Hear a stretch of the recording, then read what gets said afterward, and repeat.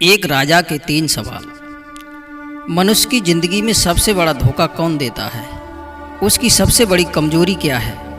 तीसरा प्रश्न है कि मनुष्य के जीवन की सबसे बड़ी परेशानी क्या है? दर्शक बंधु, आज की कहानी बहुत ही ज्ञानवर्धक और शिक्षाप्रद है। आपसे निवेदन है कि इस वीडियो को पूरा जरूर सुन लें। अगर वीडियो आपको पसंद आए तो वीडियो को लाइक करना ना भूलें और हमारे चैनल को भी सब्सक्राइब कर लीजिएगा। दोस्तों, बात बहुत पुरानी है। किसी राज्य में एक राजा राज्य करता था। वह राजा बहुत ही सन की स्वभाव का था। प्रजा के सभी लोग उसके सन के व्यवहार से खुश नहीं थे। वह अपनी शौक मौज के लिए कोई ना कोई आदेश देता रहता था। राजा के दरबार में राजा का एक बहुत ही खास मंत्री था। एक दिन राजा अपनी गद्दी पर बैठा हुआ था। तब राजा ने अपने खास मंत्री से पूछा कि मंत्री, तुम्हारे जीवन की सबसे बड़ी इच्छा क्या है? राजा की बात सुनकर के मंत्री ने कोई जवाब नहीं दिया। राजा ने मुस्कुराते हुए पूछा, मंत्री, तुम घबराओ मत, जो भी तुम्हारी इच्छा है वह साफ साफ मुझे बताओ। मंत्री सकुचाते हुए बोला, महाराज, आप इतने बड़े और सुंदर साम्राज्य के राजा हैं। मैं सोचता हूँ अगर मुझे इस राज्य का 10वां हिस्सा मिल जाए तो मैं अपने आप को सबसे बड़ा भाग्यशाली समझूंगा। मंत्री की बात सुनकर के राजा साहब कहने लगे कि मंत्री, मैं तुम्हें अपने राज्य का आधा भाग दे दूंगा, तो कैसा रहेगा? मंत्री बोला, महाराज, मैं इतना भाग्यशाली कैसे हो सकता हूँ? राजा ने हंसते हुए 2 आदेश लिखे। पहले आदेश में लिखा था कि मैं अपना आधा राज्य मंत्री को देता हूँ, और दूसरे आदेश में लिखा था यदि मंत्री मेरे सवालों के जवाब नहीं दे पाया तो मंत्री को फांसी दे दी जाएगी। राजा ने दोनों आदेश लिखकर मंत्री को पकड़ा दिए। दोस्तों, मंत्री ने जैसे ही दोनों आदेशों को पढ़ा तो मंत्री की खुशी परेशानी में बदल गई और मंत्री के पैरों के तले जमीन खिसकने लगी। मंत्री राजा के पैरों में गिरकर गिड़गिड़ाने लगा। बोला, महाराज, आपको आधा राज्य नहीं देना है तो मत दीजिएगा, कम से कम मुझे मरने का दंड तो मत दीजिए। राजा ने एक कागज और कलम मंत्री को दिया और कहा कि इस कागज पर मेरे सवालों को भी लिख लो, जिनका जवाब तुम्हें 1 सप्ताह के अंदर देना है। मंत्री बेचारा कांपते हुए उन सवालों को एक कागज पर लिखने लगा।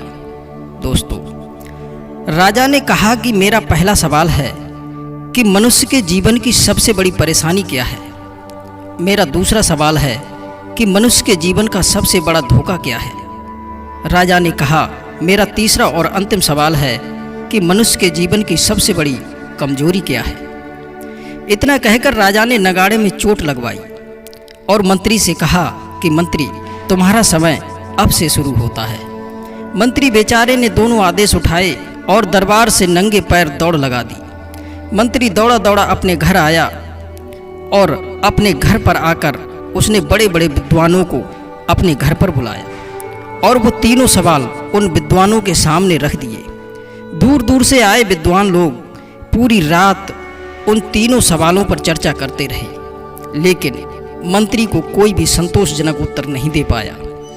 दोस्तों, उधर राजा ने साथ ही साथ यह भी घोषणा की कि आज से 7वें दिन मंत्री का सर धड़ से अलग कर दिया जाएगा। ऐसी विचित्र घोषणा सुनकर सारे दरबारी आश्चर्यचकित थे कि एक ऐसी घोषणा है, राजा साहब उसे आधा राज्य देने की बात भी कर रहे हैं और 7वें दिन उसका सर काटने की बात भी कह रहे हैं। राजा की यह घोषणा सुनकर पूरे राज्य में हलचल सी मच गई।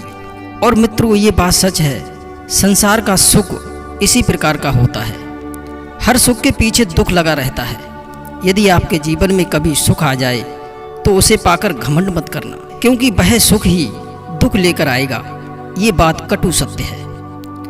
अधिक धन का शौक यदि मिल जाता है तो उसके साथ साथ आपके शत्रुओं की संख्या भी बढ़ जाती है। आपको लूटने खसोटने वाली हर चीज हर समय बाहें फैलाए खड़ी रहती है। हर समय भय का जीवन जीना पड़ता है। सैकड़ों प्रकार की चिंताएं हो जाती हैं। साथ ही साथ शरीर भी आलसी हो जाता है, क्योंकि परिश्रम करना ही नहीं पड़ता है। इसलिए बीमारियां अधिक बढ़ जाती हैं। जलने वाले लोग हर समय मौके की तलाश में रहते हैं। आपको गिराकर आगे बढ़ने के लिए वह घात लगाए बैठे रहते हैं। दर्शक बंधुओं, मृग यदि ध्वनि का सुख लेता है तो वह शिकारी के जाल में फंस जाता है। मछली यदि भोजन का सुख लेती है तो वो कांटे में फंस जाती है। हाथी यदि मैथुन का सुख लेना चाहता है तो वह सारे जीवन सर्कस में दुम हिलाता है। इंद्रियों का सुख भी ठीक इसी प्रकार का होता है। यदि वे सुख भोगना चाहेंगी तो भयंकर दुख का सामना भी करना पड़ेगा। दर्शक बंधु, इधर मंत्री बड़ा बेचैन था क्योंकि दूसरे राज्यों से बुलाए गए विद्वान भी उसके प्रश्नों के जवाब नहीं दे पाए। तो वो प्रश्नों के जवाब ढूंढने के लिए घर से निकल पड़ा। अब उसे इस बात की कोई खुशी नहीं थी कि वो आधे राज्य का राजा बन जाएगा। उसे तो बस इस बात का दुख था कि यदि राजा के प्रश्नों के जवाब नहीं दे पाया तो मैं मारा जाऊंगा। प्रश्नों का जवाब पाने के लिए बड़े से बड़े विद्वानों के पास गया, संत महात्माओं के पास गया और उसे कहीं से उनके सही जवाब नहीं मिले। हर गांव, हर शहर में दिन रात भटकने लगा। यहाँ तक कि भटकते भटकते उसके पैरों के जूते घिस गए और फट भी गए। उसके कपड़े भी पुराने होकर फट चुके थे। उसके पास नहाने धोने और कपड़े बदलने का भी समय नहीं था। चिंता थी सिर्फ प्रश्नों के उत्तर पाने की। घूमते घूमते कई दिन बीत गए। बीते हुए दिनों के साथ साथ मंत्री की बेचैनी भी बढ़ती जा रही थी।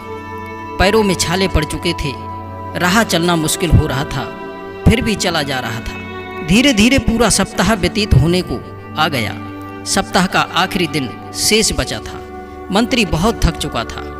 अगले दिन राजा उसका सर कलम कर देगा, यही सोच करके दुख के मारे छाती फटी जा रही थी। घूमते घूमते वो एक छोटे से गांव में पहुंचा। वहां गांव से बाहर एक महात्मा जी कुटिया बना करके रहते थे।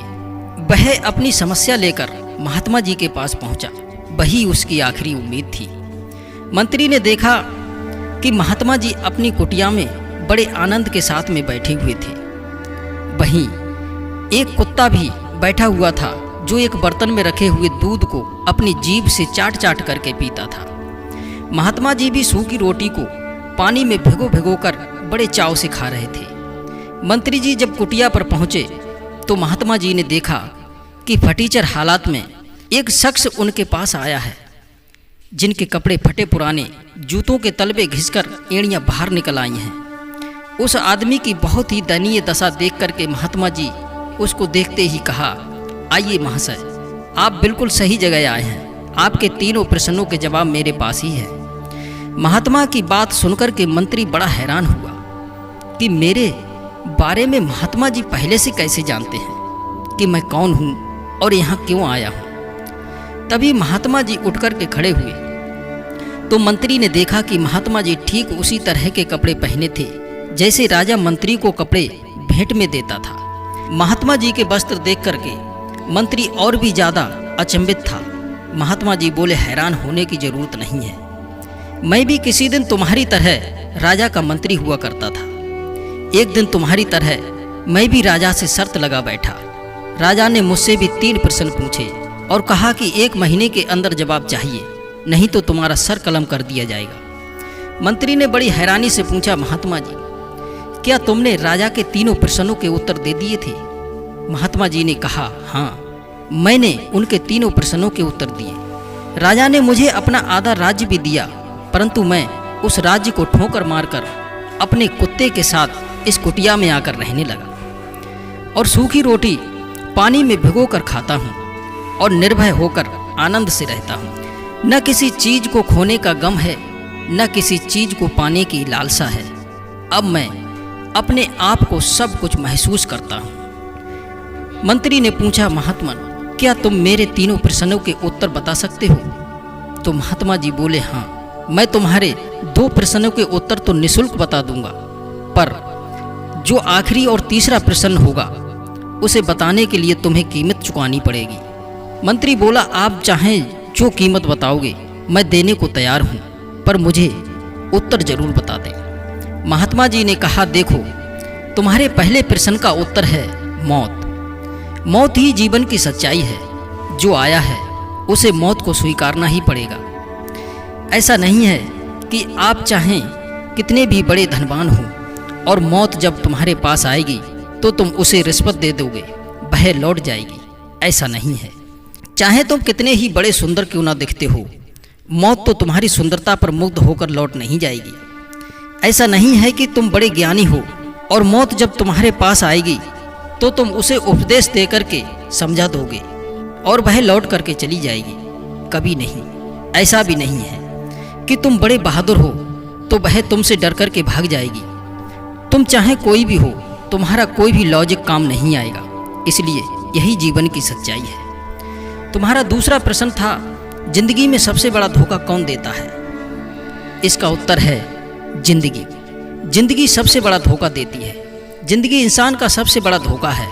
मनुष्य जिंदगी पाकर अपने आप को क्या क्या मान बैठता है कि मैं ये हूँ, मैं वो हूँ, मैं ये कर सकता हूँ, मैं वो कर सकता हूँ, मैं ही सबको खिला रहा हूँ, मेरी वजह से ही लाखों लोग जी रहे हैं। जिंदगी को जीने के लिए वो छल कपट, झूठ, फरेब सबका आश्रय लेता है। वह अभिमान में आकर के किसी को भी कुछ समझता भी नहीं है और यह एक दिन ये जिंदगी उसे धोखा दे जाती है। उसकी सारी चीज़ें, सारे गुण, सारे दोष धरे के धरे रह जाते हैं। जिंदगी पाकर सब कुछ स्वयं को मान लेना ही मनुष्य की जिंदगी का सबसे बड़ा धोखा है, जबकि वो किसी और के हाथों की कठपुतली है। चाहे वो आपको अधिकारी बना दे, चाहे वो आपको भिखारी बना दे, करवाता वही है, तुम कुछ नहीं करते। महात्मा जी बोले, मैं तुम्हारे तीसरे प्रश्न का उत्तर भी तभी बताऊंगा जब तुम उसकी कीमत चुका दोगे। मंत्री जी बड़े व्याकुल होते हुए बोले, क्या कीमत है महाराज? तब महात्मा जी कहते हैं कि तीसरे उत्तर को पाने के लिए तुम्हें हमारे कुत्ते का झूठा दूध पीना पड़ेगा। क्या तुम्हें यह मंजूर है? दर्शक बंधु, कुत्ते के झूठे दूध की बात सुनकर मंत्री जी एकदम से पीछे हट गए। कहने लगे, नहीं नहीं, मैं एक पवित्र मनुष्य हूँ और कुत्ता एक अपवित्र प्राणी है। उसका झूठा दूध मैं कैसे पी सकता हूँ? रहने दीजिए, मैं उस उत्तर को जानना नहीं चाहता हूँ। तब तक उन्हें अगले दिन राजा के द्वारा सर काटने की बात ध्यान आ गई। यह सोच करके उनकी रूह कांप गई। सोचने लगे, मरने से तो अच्छा है कि कुत्ते का झूठा दूध ही पी लूं। इतना सोचने के बाद मंत्री जी ने वह कुत्ते के झूठे दूध का बर्तन उठाया और सारा दूध एक ही सांस में पी गए। दूध पीने के बाद कहने लगे, महात्मन, मैंने आपकी शर्त पूरी कर दी है, अब आप तीसरे प्रश्न का उत्तर बता दीजिए। महात्मा जी मुस्कुराते हुए बोले, तुम्हारे तीसरे प्रश्न का उत्तर यही है, मजबूरी ही मनुष्य की सबसे बड़ी कमजोरी है।